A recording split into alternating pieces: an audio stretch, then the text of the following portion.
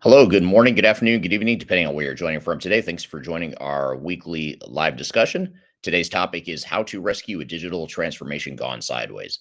So, if you're involved in any sort of VRP implementation, an AI implementation, any sort of enterprise tech implementation, if you're sensing there might be risk, there might be problems on the horizon, and or you're trying to figure out how to get your project back on track, this is the discussion you won't want to miss.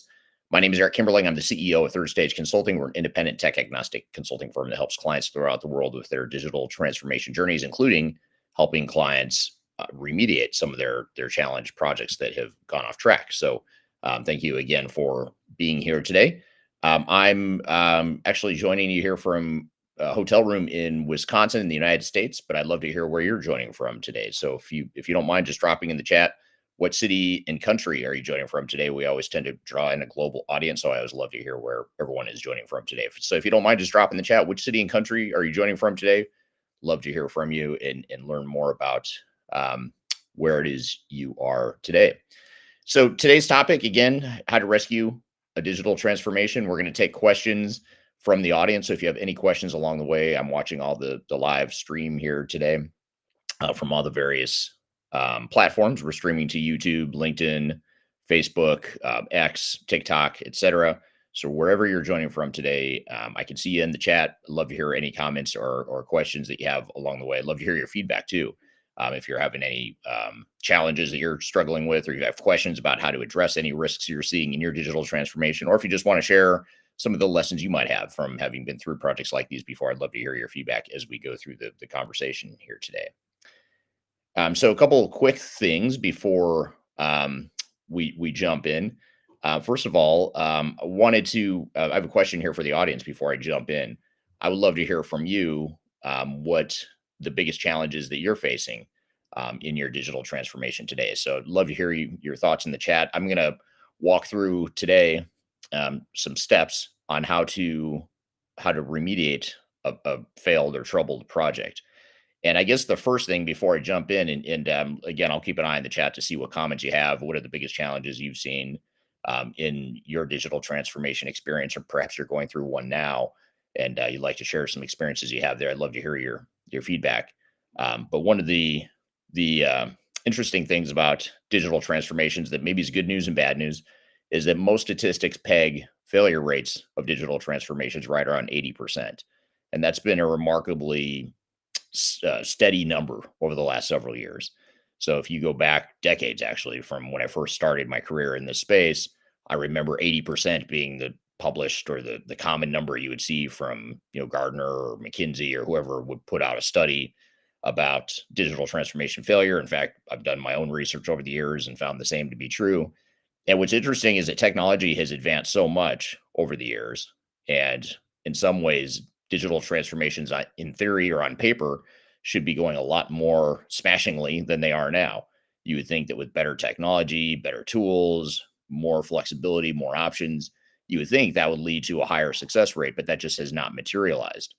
In fact, I would argue and submit to you that failure rates are actually increasing and are bound to continue increasing for the simple fact that the gap or the chasm between what organizations are capable of today versus what technology can do tomorrow, that gap is widening so greatly that it's creating a bigger chasm or a bigger jump that organizations need to make.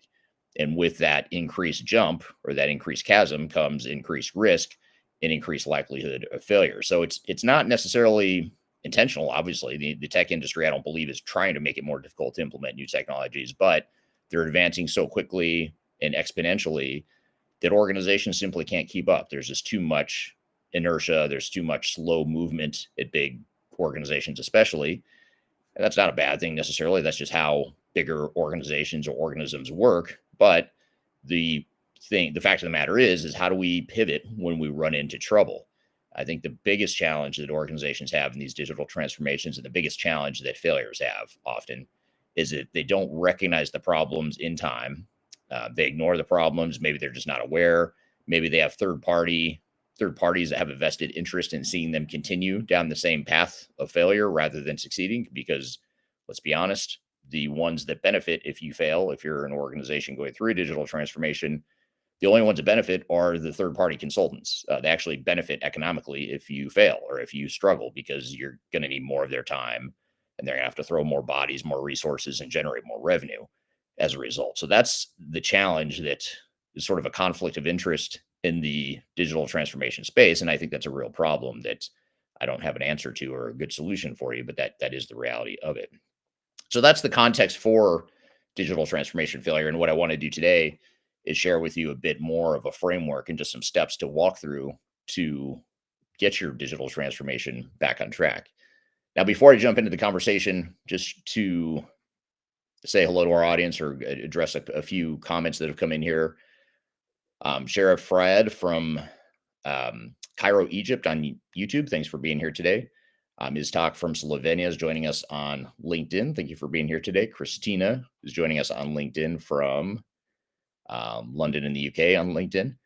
Darian's joining us on LinkedIn. Thank you for being here today. Bipin from Mumbai, India is here today. We have someone joining from Atlanta, Georgia. I don't see the name there. I apologize for that. And thank you for everyone who commented here. So I appreciate that. And then just a couple early comments that we've gotten here from my question of what causes some of the challenges in your experience or in your opinion. Sheriff Fried from YouTube says recruiting the right people for the project is probably the biggest challenge. Spotting unrealistic delivery timelines promised by consulting firms is another one.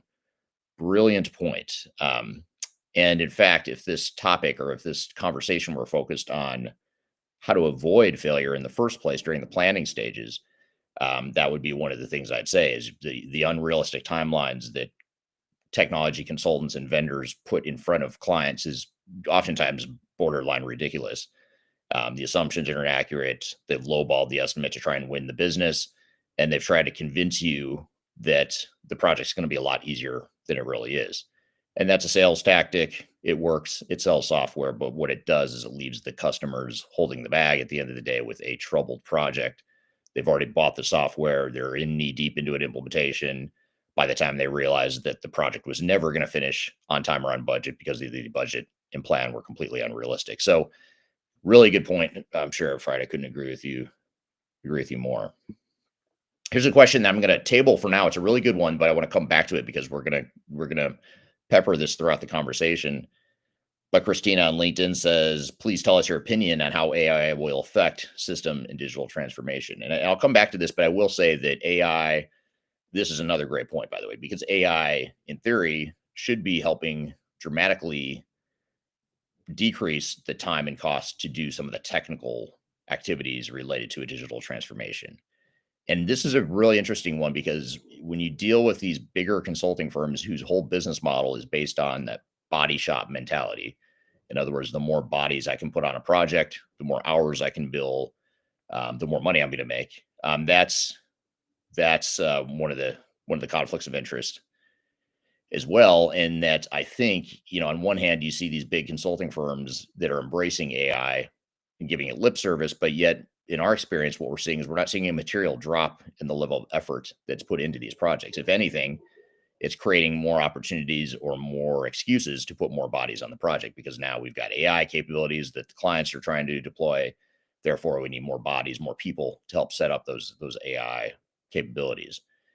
So we'll see over time if that changes. I think the market will demand it. In fact, there was an article, I believe it was based out of Europe. I might have the region wrong. I believe it was in Europe. And there was a company that had publicized or had a well-publicized situation where they went to, I believe it was PwC. If it wasn't PwC, it was one of the big four consulting firms.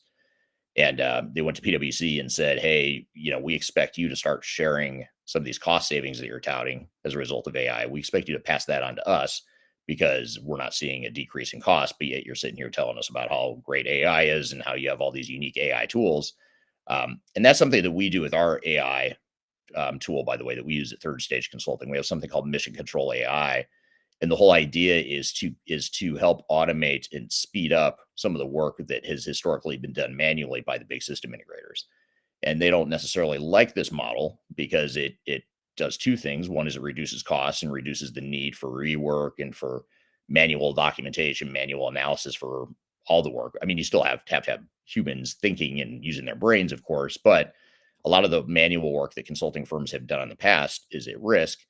And so we use that tool as a way for our clients to save money. But more importantly, what that AI tool does in our implementations with our clients anyway, is it puts the client back in charge. So in other words, they now are this focal point or the center of gravity around all the requirements definition or gathering that's come into the tool, all the information that's captured, all the deliverables that come out of it. Now all of a sudden the client is more in charge of the project and they have more ownership rather than looking, wondering what's going on behind the curtain with the big consulting firms, because historically they haven't been very transparent with what they do with their time, how they do the work, how efficient they are or aren't. And again, whenever you have a party or a contractor that you've hired that is actually incentivized to be inefficient and to spend as much time and money as possible, that's not their time and money, it's your time and money. That's a definite conflict of interest. So I think AI has a way, or will have a way over time, if used appropriately, it will be a way for organizations to be more smart with how they use consultants and not having to be overly dependent on them. Other comments here that really good ones. What is the major outcome of digital transformation? That's a whole conversation. We can spend a whole session just on that one topic. So great question from Muslim on YouTube. The main outcome of digital transformation should be business value. But as we're discussing here today, most organizations can't get to that point because they can't even get the base functionality or the base operational stability they need out of these new systems. So on one hand, organizations, when they're being sold software solutions, they're sold this vision, this utopia of the way things could be. But in reality, what happens is they have so much trouble just automating what they already had that oftentimes organizations never get past that. They never get past that first phase or that base level of capability that leads them to spend a lot of money essentially just automating what they've already always done, and they don't get that business value either because they run out of budget, they run out of time, they run out of patience, they run out of enough employee morale to support the project, whatever the case may be. So there's a big disconnect between what the main outcome of digital transformation should be versus what it really is. And this is the age-old challenge that organizations have faced and that this industry has faced.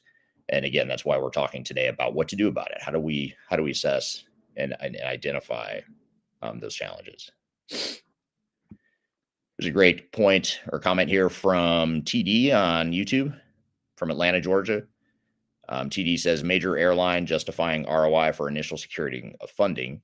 Our recent success in getting beyond that hurdle has come in showing a modular implementation plan. It's a great point. And when you say modular, I assume you mean phased, but I'd love to hear more about that if you're willing to share what you mean by modular implementation plan. But it sounds like you're saying some sort of incremental, not big bang, not all at once, but incrementally improving technology, which I think is a very smart way to de-risk the project. And I think you just answered the question for me before I asked it. So TD followed up on YouTube, says addressing very specific business challenges with obvious high value return, and then implementing parts of the larger system solution to realize quick and early value. So thank you for your feedback there. So great comments so far, great discussion, and thank you so much for sharing all your thoughts so far. And please keep the conversation going here in the chat while I get started on a couple of thoughts here. But the first step, if we're looking at the steps you would go through to get a project back on track, the first thing is to admit there's a problem. And this may sound like a no-brainer, but it is really interesting to me how organizational dynamics and organizational psychology can get in the way of common sense. And what I mean by that is a lot of times organizations have a few things that come together that converge to create this perfect storm of denial. And the reasons for that are, one is oftentimes organizations don't understand, they don't know what they don't know. They don't know what a digital transformation should look like. They don't know what a complete project plan looks like versus not. They don't know what a realistic project plan looks like. They don't understand that your software vendor is just one cog in the machine. They don't need to be, nor should they be, the ones owning and running the entire project. Yet that's how most organizations manage the projects, is they allow the software vendors and their implementation technical partners to be the ones to control the entire project. And I would submit to you that it should be you, the organization, that controls and owns the project. The software vendor is just one of many pieces of that overall program, and they need to be managed just as much as anyone. And in fact, I would argue they need to be managed more than anyone on the project because they are the biggest culprit of cost overrun, time overruns, all that stuff. And so you need a overall PMO or program manager in place to manage everything. But the reality is most organizations don't know that because they don't know what they don't know. They haven't been through projects like these often. You add to the fact a second factor, which is that people are generally excited for the project, especially early on. They want to move forward. They want to see progress. They want to believe and hope for the best. And when problems start to arise, it can be easy to, at least for a certain period of time, it can be easy to ignore those problems and keep the faith, keep the optimism, all that stuff, which is great. You don't want people to get demoralized, of course, but there's a fine line between optimism and blind optimism and pragmatic, realistic optimism. Those are very different things, and organizations just aren't good at finding that right balance. And then I'd say the third factor, which I think is the biggest problem, and the thing that drives me the most crazy about this industry, is that you have software vendors, you have technical implementation partners, you have tech consultants that that fuel into that continue to make you believe things are fine when they're not. There's so many times we see remediation projects. A big part of our business, in fact, a majority of our revenue now as a company comes from troubled or remediation projects, including expert witness. So we do a lot of expert witness work where it's gotten so bad that it's gotten to a lawsuit phase, and we have to go in and do the forensic analysis of why the project failed. But setting that aside, the expert witness stuff aside, so much of our business now is remediation. And when you're doing these remediation projects, you go back and look at what went wrong. One of the early culprits, and it continues throughout the entire project, is you had a technology partner who's convincing you that everything is fine.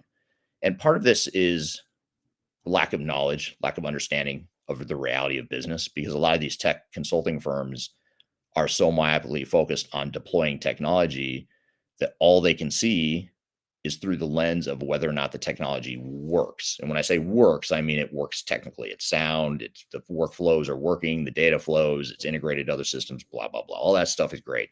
That doesn't mean it's going to work for your business. It could be a complete unmitigated disaster, even if they've done a great job designing and building the software from a technical perspective, because they don't understand your business. And what's even worse is that they're not the ones that have to live with the operational consequences of a failed project.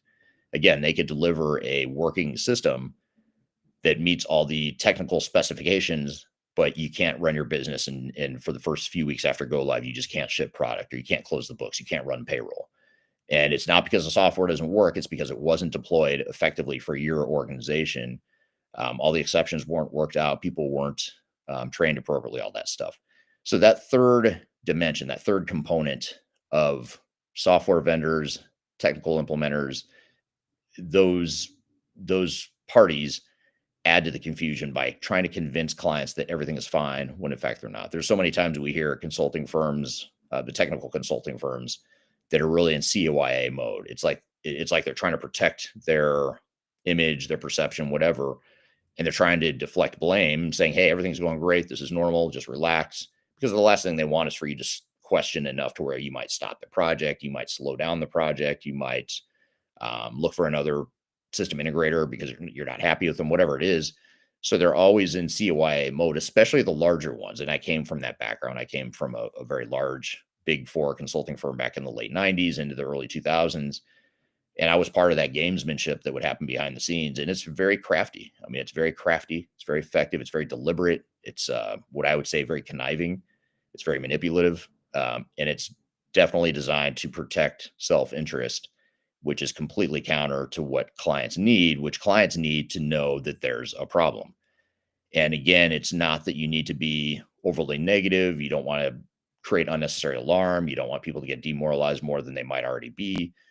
But you also have to be smart and say, look, we've got some problems here and we've got to address them. We can't just stick our head in the sand and, trust the guy or gal who's the partner at the big system integration firm telling you that everything's fine. They're the experts, they know.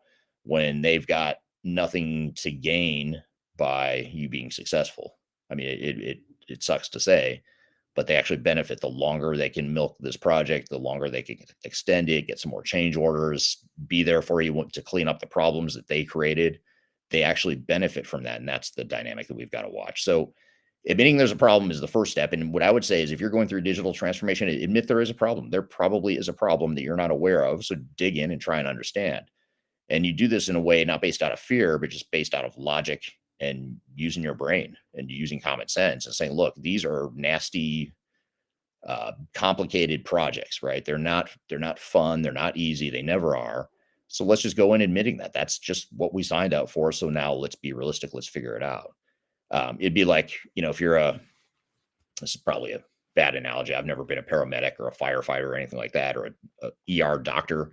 But if you're one of those people that are in business or your profession is to help people out of trauma or to help people from a fire, to put out a fire, whatever it is, it's not a bad thing to say there's a problem, there is a fire, or this person is in need of medical attention now. That's not a bad thing. That's a good thing to say, look, we need to fix this. We need to fix it now. We're not going to panic. We're not going to be unreasonably freaked out, but we are going to be smart about it. And we're going to try to address it. So admitting there's a problem is the first step. And again, denial is a very powerful thing. And it's one of the things that gets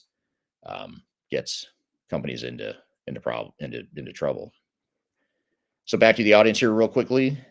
Abul on LinkedIn says, hi, everyone. Thank you for joining today, Abul. TD on YouTube clarified my question earlier when I asked him to clarify what he meant by modular. So he said, yes, it's a phased approach. So thank you for that. Mohammed on LinkedIn says, for an on-premise ERP, what do you propose for an AI agent solution? AI agent using N8N or OpenAI agent, build your own on-premise AI integrated with our local database, ? Great question. I'm going to defer to anyone in the audience that might want to answer that because I'm not a good, credible source of an answer for that as far as specific AI solutions or the specific architecture for AI. But I think it's a great question because, and I bring it up knowing I can't answer it. I brought it up anyway, because I figure someone in the audience might have some thoughts on it, but also because it's a great question and a great reminder that there are so many different ways to get AI that don't require you to necessarily rip out and replace your entire back office infrastructure. And when you look at the messaging from SAP, Oracle, Microsoft, all these big tech vendors, a lot of them are trying to convince you that you need to upgrade to their solution so that you can get AI. And, of course, that's another self-interest driven motive to say, hey, if we can get more people to completely sign up for our solution, not only the cloud solution that's our flagship, but also AI, then that's the utopia that software vendors want.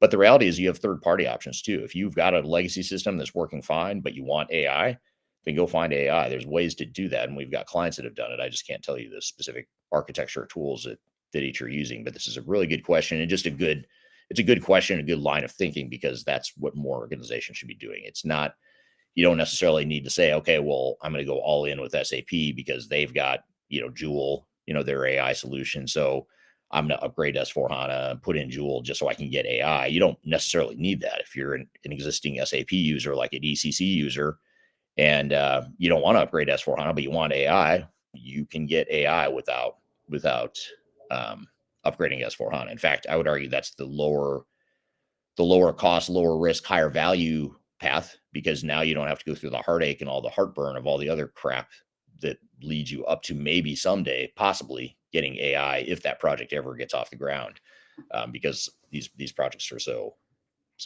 challenging. So Bipin says on LinkedIn, Bipin says 1, acceptance of the problem, and 2 is user adoption. So yes, we will get to user adoption as well. Great points there, and I appreciate you sharing that. And here's a nice comment from B-Boy on YouTube. B-Boy says, sir, you are superb, outstanding. Your thought process and coaching content is just phenomenal. Thank you for that. I appreciate that. And any other thoughts or questions you have, I'd love to hear from you here. And so we talked about the first step, which is admitting there's a problem. And sounds basic enough, but like I said, most organizations don't do it very well. and most don't do it at all, I would say. But the next step is to assess the current situation. And this is where it gets tricky because when we go into a client and they call us and they say, hey, third stage consulting, we need you to come in and take a look at this project because something doesn't feel right. We don't know what it is. We're being told one thing by the software vendor or by the system integrator, but things just aren't adding up in our heads, and we want you to come in and assess. Well, first of all, I'll say that when you bring in someone to assess, and when I say bring in someone, it could be someone internal, it could be a third party consulting firm like us, it could be anyone you might bring in to assess a project. The technical vendors generally don't like that because they want to protect their turf. They view it as their projects.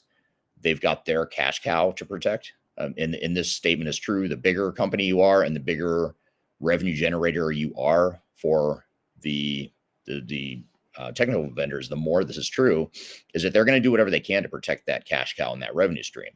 So if you're a bigger company, you're more at risk of seeing this. And those companies will fight super, super hard to make sure that companies like Third Stage Consulting stay the hell away, because the last thing they want is someone coming in and digging in and identifying problems and warts and things that aren't being done right, and things that are leading you, the client, astray because they've got their own agenda that they're pursuing, their own self-interest agenda that they're pursuing. But you still need to assess the situation. I think this is where you've got to use a lot of finesse. I think this is something our team is really good at. We don't come in like a wrecking ball and start pointing fingers and throwing blame around or trying to threaten anyone's turf. Nothing like that. But there's a lot of defensiveness that comes along with troubled projects. A lot of protecting your image, the CYA, cover your ass mentality. And so again, that creates a bit of a smoke screen where it's hard to see past that. It's hard to see past, well, it doesn't feel right, but they're telling me this is normal. I get these status reports every week and everything's green. Yeah, there's a couple of yellows, but they say they've got it under control. That's what it says on paper on these status reports. But I look over here and what's happening on the front lines, and it looks like a complete disaster.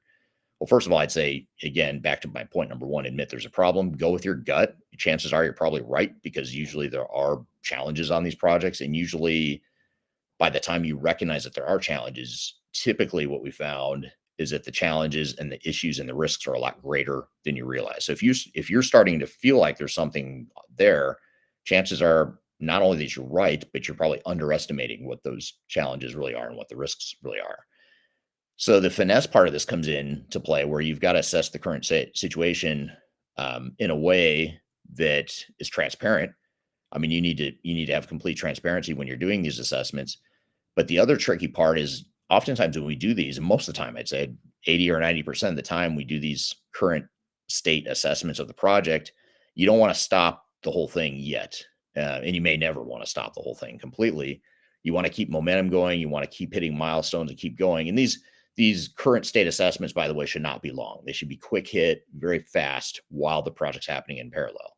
Now, occasionally we'll get a client who's completely paused the project because they just know it's a complete disaster, and they'll pause it and then have us come in and figure out what the hell's going on and how do we fix it. But that's a minority of the time. Usually there's a problem in progress.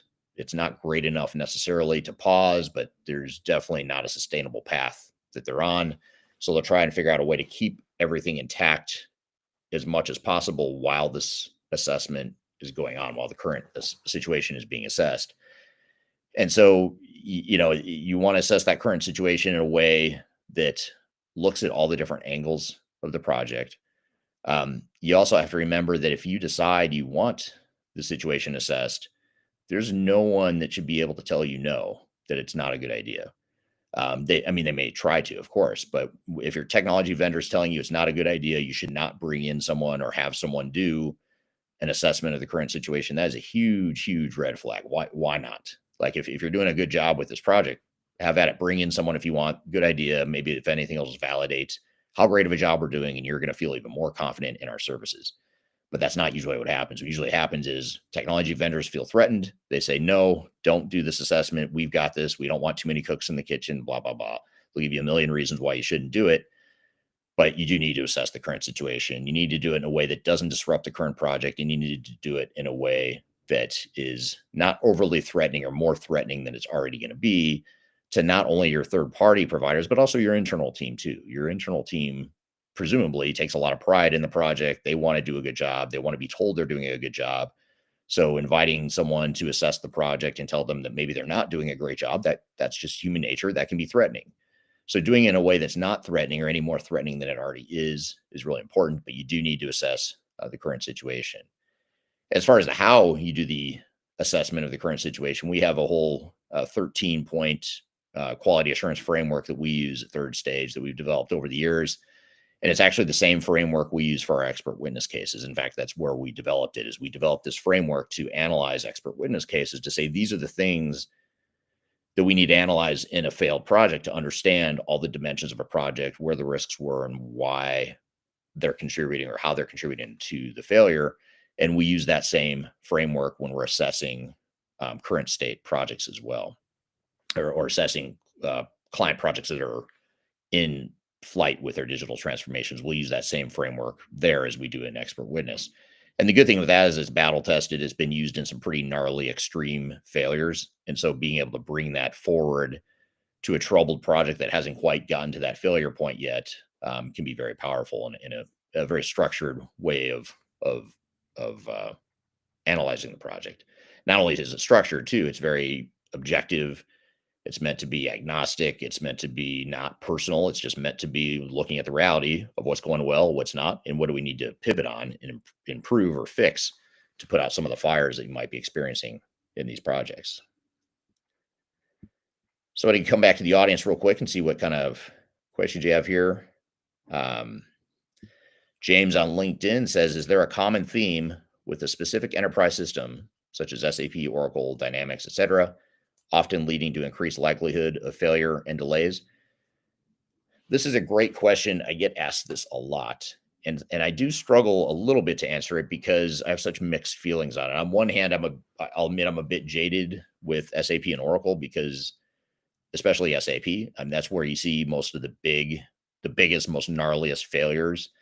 The most expensive disasters in the history of enterprise tech typically involve SAP or Oracle, but take that with a grain of salt because by definition or by design, most of SAP and Oracle's customers are really big companies that if they're going to fail in their projects, they're going to fail spectacularly because they're such big companies, and you're going to see huge price tags like hundreds of millions of dollars, in some cases over $1 billion spent and lost on a failed digital transformation.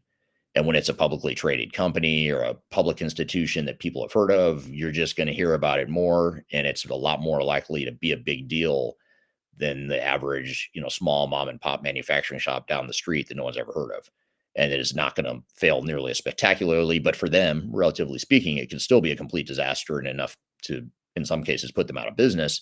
But generally, you don't hear about that in the same way you hear about the big SAP and Oracle failures. So that's the caveat I'd say is yes, there are, I'd say, more big dramatic SAP and Oracle failures than anything, but I couldn't tell you how much of that is due to the software as it is the nature of the customers. I will say, though, that the problem with SAP and Oracle, and I'd say this is just as a broad generalization, it's not always true, but as a broad generalization, the bigger the technical vendor you're working with, the more likely it is that they're not going to have a bad product necessarily. They probably have a better product. I mean, you could argue that SAP has one of the best ERP systems in the world.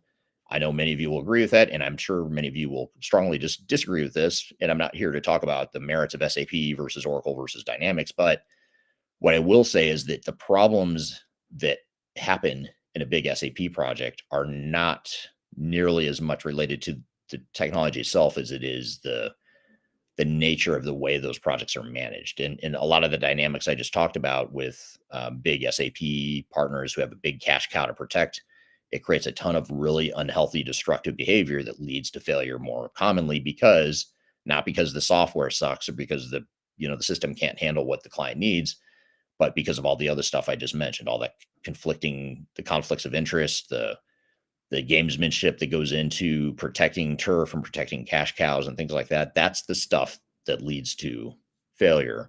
And so again, that's more of a function of the fact that these are big organizations that have created a juggernaut of a sales engine to basically sell as much software as possible. So great question there. Um, there's a comment from Laik on LinkedIn. Laik says, "Whoa, my favorite topic. ECC equals expose you APA, aka OData services, and use third-party AI models and agents. Believe me, it's your best option if you can't justify the ROI on an S4 HANA upgrade." So Lake has a couple solutions there that might be good alternatives. Um, and then here's a really interesting question from Amar. Amar says, "Is there a way to prepare for a rescue plan from day zero?" It's a great point. I don't know that I would necessarily call it a rescue plan from day zero because there's nothing to rescue yet, and you don't want to necessarily prematurely worry the masses, if you will. If you're an executive, sure, let's talk about this behind closed doors. That yes, this is going to be challenging. It's going to be gnarly. You probably will have to rescue some things, but that's generally not the message you lead with when you're trying to convince your team and your broader support system on the project. You don't want to you want them to be realistic. You want to be realistic and let them know what they're getting into, but you don't want to freak them out too much. So it's a tricky thing. So I wouldn't necessarily say it's a rescue plan, but it's more of a risk mitigation plan from day zero. So the key here is how do you set up objective, transparent, and realistic risk mitigation from day zero? That's the trick here. And the dynamic that you're touching upon here, Amar, is that again, in true CYA fashion, if I'm the vendor, if I'm the technical implementer, if I'm the system integrator, I'm probably more likely to put a status report out that has way too much green on it and not nearly enough yellow and red.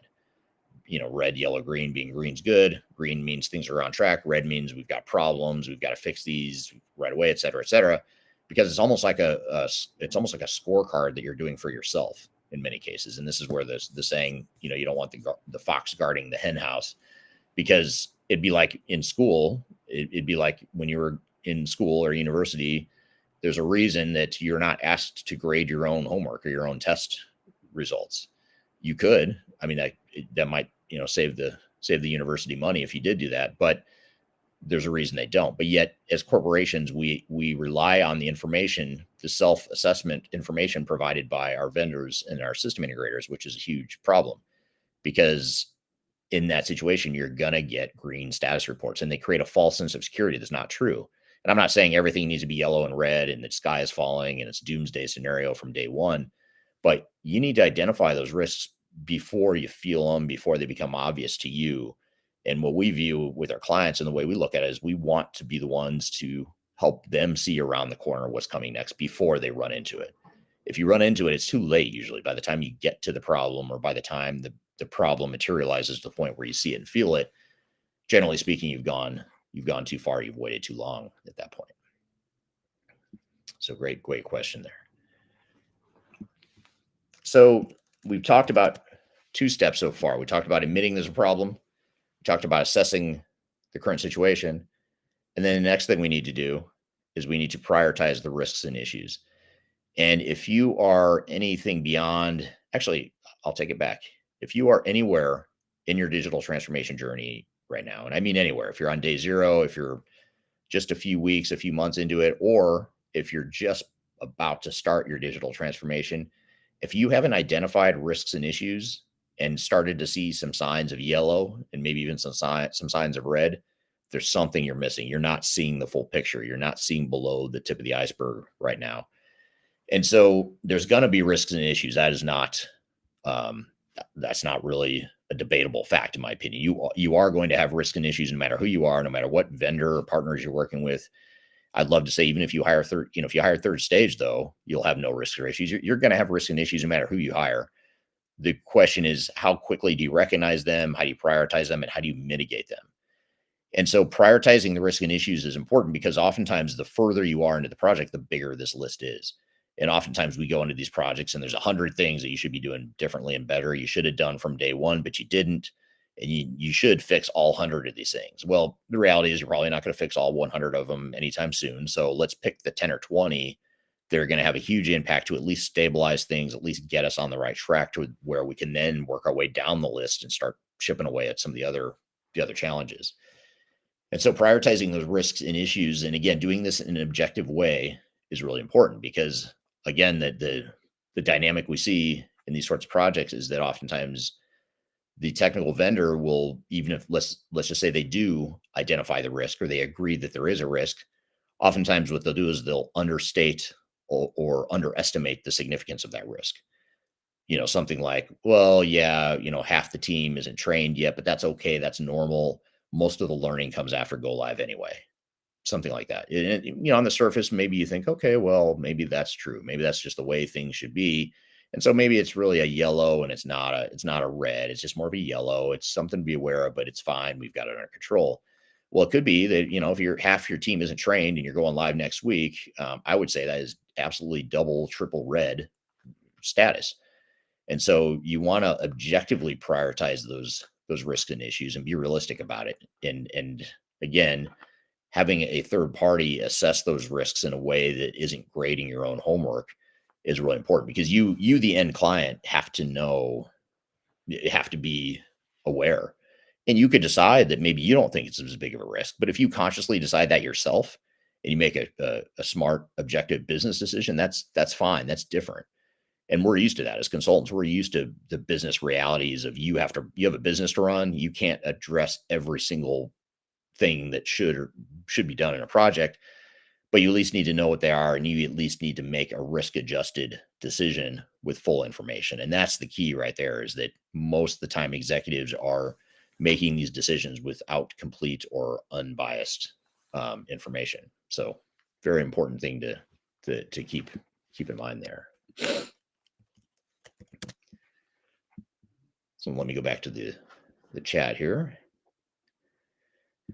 Darian on LinkedIn asked the question, what is the first step when your gut says something is wrong? Well, great question. I'd say the first step is to validate that something probably is wrong. And again, think that it's probably worse than you think. If you're feeling it, chances are super high that there's something there. And so dig into it, listen to your gut, dig into it. Doesn't mean you need to, throw the baby out with the bathwater and call a timeout on the whole thing or whatever. But just be smart about and deliberate and really dig into what that is and get that objective view of what in fact might be wrong with the project. So great question there. Here's a comment from Derek on YouTube, joining from Port of Spain, Trinidad and Tobago. Thank you for being here today, Derek, on YouTube. So we talked about step one, admit there's a problem. 2, assess the current situation. 3, prioritize the risks and issues. And then step 4 is develop a remediation strategy and plan.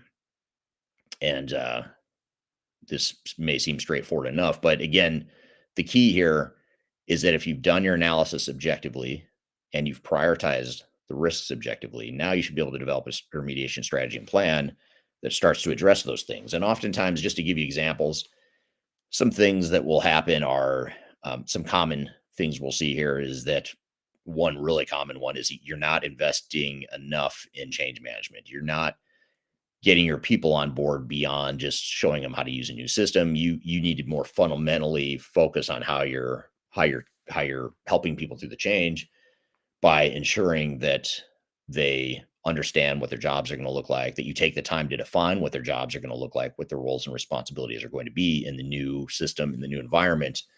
And that's something that, is interesting how it doesn't get done often. It definitely doesn't get done early enough in most cases, but it's one of those pains or those risks that you don't really see and feel until after go live. And that's a really bad time to feel it.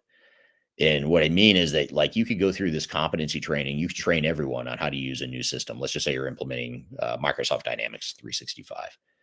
You've gone through and 98% of your people have passed the competency test, assuming you're measuring the competency levels. People can complete transactions in the system. But then you go live and all of a sudden people aren't doing it. And it's not about competency. It's about whether or not they want to, and whether or not they understand, whether or not they can merge how to use a system with their day-to-day jobs. And that's a totally different thing. Knowing how to complete a series of tasks and transactions in a system is not what it takes to do my job. And what it takes to do my job is to understand, like, how am I going to use AI? Like, okay, I know how you train me on how to enter certain prompts or whatever, but what does that mean for me and my job? Just so taking the time to really do that job design, that work design, and help people understand what the changes are, helping them work through the shock and the concern that they might have, and they probably will have with the changes of their job. That's all really important. And that's just one example. Anything to do with change management, that's commonly an issue that we see with remediation strategies. Oftentimes we see that there's a lack of accountability on the projects with your third party vendors.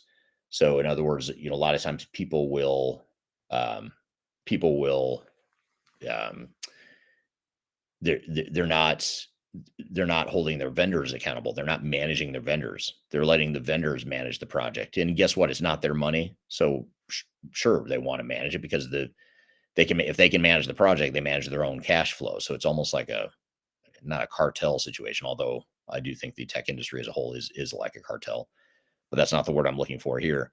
But having someone who manages and controls your cash and how you spend your time and money and resources is a problem. So you've got to oftentimes the remediation strategy and plan entails managing your vendor and putting accountability and guardrails in place for the vendor. And guess what? They're not going to like that. But for most of you, if not all of you, that's something you absolutely have to do, or else your project will run into problems. It just will. It's human nature. It's conflicts of interest. It's greed. It's self-interest. All these things add up into a situation where there's only one person who's going to lose, and it's going to be you, the end client. So that's something that's super important to recognize in these projects. And so developing that remediation strategy and plan is something that's critical. Um, and you want to make sure you do that as quickly as possible. Here's a comment from Amar on LinkedIn. Amar says, generally, by the time one realizes that a project is going off track, the budget has already been largely consumed. How can this be prevented? Great question. Yes, unfortunately, most organizations wait until they've blown through the budget, they've blown past a series of milestones, and it becomes painfully obvious that we've got a problem and it's not going well. And so the key is to take responsibility, take ownership of your project from day one. Do not, and I can't emphasize it enough, do not let your system integrator or your software vendor manage the project for you. You are the project manager, you are the program manager, you are the PMO. They are one piece of that overall program. They report to you. You tell them how it's going to be. They've got their plans of what they think they need to do. They've got their tools and methodologies of what they think they need to do. You are the ones that decide whether or not and how you're going to deploy those vendors. And just to give you an example, if you've got a software vendor that says, and actually we have a client who's going through an SAP project, they're just ramping it up right now, and it's with not a huge big four consulting firm, but it's a solid, larger, mid-tier SAP implementer. The client signed the contract with them, and the amount of pressure that this implementer put on them to staff the project with 30 full-time resources ASAP was just unbelievable to me. Before the client had their own team in place, before the client had their ducks in a row, before they even knew what the full scope of the project was, this vendor was saying, hey, we need to start our team of 30 full-time people in 2 weeks, or else this project is at risk. And that's how they get you, is they'll tell you, well, you want to hit your timeline, right? You want to finish this on budget, right? Well, you better let us throw a bunch of bodies at it. And again, if and when you don't get the budget anyway, because you've wasted and burned a lot of time with unnecessary resources too early in the project, again, the only one that's hurt by it is you, and the person that benefits is actually the person who convinced you to do something that hurts you. So again, if that's not a conflict of interest, I don't know what is, but that's the dynamic you have to watch for. And so you don't want to wait until the project gets over budget. You want to put guardrails and PMO, program governance in place and management of the system integrator early on, because it's a lot harder to change that later. If you let them do what they want and run amok with the project, 6, 12, 18 months into the project, it's really hard to undo that. So you can, because you're a business. If you need to fire them, you can, or whatever, but that's a little dramatic. You might as well just work through that expectation setting early on from day one, so that you can objectively see the time and money that's being spent on projects. So um, that's what I would say is manage the project. Put a PMO in place. If you don't have your own internal PMO, get it from the outside. Get someone who's objective that's not affiliated with the technology or the software vendor, because again, they're the ones that are going to consume and suck up all the time and money, when in fact a lot of that time and money should be dispersed to other work streams, things like change management and training and the architecture and integration of other systems. Maybe you have third party systems you want to deploy. You need to make sure that you're deploying capital and resources and time appropriately throughout the program, not letting one vendor within the overall program suck up all that time and money, that doesn't benefit you at all. So we've talked about 4 steps so far. There's 1 step left, and well, it's not really a step. I talked about how you develop a remediation strategy and plan. You're not going to boil the ocean overnight. You're not going to fix everything overnight. Um, you want to make sure you're getting to the root causes of what's really causing the problem, and it could lead to a whole spectrum or a whole continuum of options. It ranges from, hey, we're just got minor little incremental improvements we want to make to slowly get this thing back on track. In some cases it could be more extreme than that, and that's the fifth thing that I'll talk about, is that don't be afraid to pause or stop the project. um it is somewhat of a last resort. I wouldn't suggest it as a going in strategy or as a option A. But for some of you, it may be that you do need to pause or stop the project, even if it's just temporarily, even if it's for 30 days, while you get your house in order, while you reorganize the team, while you reorganize the plan, recast the plan. The last thing you want to do is find that, oh, we've got all these problems and we're going down this path that's the complete wrong path. We're just going to keep doing it, and we're just going to keep blowing money and bleeding money out this way, knowing that we've got to pivot and go this other direction. So for some organizations, when it's that extreme where you are completely off track and your vendor's off doing their own thing and you've got to redirect them, sometimes you just have to pause it, and they will absolutely kick and scream and resist that so heavily, because again, they've got a cash cow to protect. And if they've put 30 or 50 full-time people on this project, that's 30 or 50 people now they've got to figure out what to do with. And of course, they're going to tell you, don't do it. We may not get these resources back, and you'll lose all that tribal knowledge, and we'll lose all the momentum we built. Well, it doesn't matter if the momentum and the tribal knowledge was taking you down the wrong path anyway. So you can set that aside. That's a non-issue. But there are times where you may need to pause the project, and a good partner will understand that. And a good partner will actually help you through that and encourage you to do that to make sure you get things right. A self-interested partner will say, don't do it. Keep, hold the course, just hang in there. This is normal. Everything's fine. Because again, their stopgap and their solution is a change order. All they need to do is say, well, yeah, things are going to be fine. We just need a change order to fix it. Um, and you shouldn't be the one paying for your vendor's mistakes or their lack of accountability for the project. So, I think that's the key. And it's really not about stopping or pausing the project. I think the point here is much, much bigger than this. And it's a point I made a few minutes ago, and that is you are in control of your project. I know, it may sound, as I say it, it sounds like such common sense. Of course, it's your project. It's your company, right? You're the one putting in new technology to do something to improve your business. Of course, you're in charge of it. But the tech industry has done a really good job of selling software by creating these weird codependent learned helplessness sorts of relationships with customers, to where again they benefit the more helpless you are, and they benefit the harder the project is for you, the more they benefit. And they're really good at convincing you that, hey, it's fine. It's almost like they're gaslighting you into believing that everything's fine. Maybe you're the problem. I mean, they're not. You just need to get your shit together, and then everything will be fine. But they're good. Everything they're doing is fine. You just need to find more people, or do your deliverables faster. And so there are times, though, you need to pause or stop the project. There's times where you may need to fire your system integrator and say, this is not working. You need someone that's smaller, more nimble, someone who's a little more focused, someone who's not going to blow your budget so quickly. You may need a focus on other work streams that you've neglected this whole time. So it could be that, the tech stuff is moving along fine. The design and build is moving along fine, but all the other stuff's falling behind as far as the integration of other systems, the integration testing, the training, the change management, the process improvement. If those are the cases, then, or if that is the case, then don't keep spending money at the current run rate while you're trying to fix those things because you're just wasting more money. The other option too, beyond just stopping the project, by the way, is that you can also slow it down.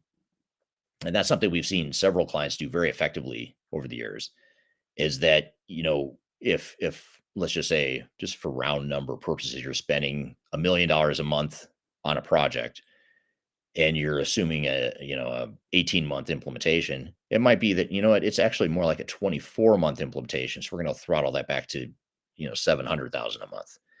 And by the way, vendor and integrator, we need you to cut back your resources and right size your delivery of the project. And of course, they'll kick and scream and tell you that's a bad idea. You shouldn't do it. We can get it done in 18 months. Just trust us. If you just let us do our job, you're not going to get it done in 18 months. It's going to be 24 or whatever the number is. So just right size your project accordingly.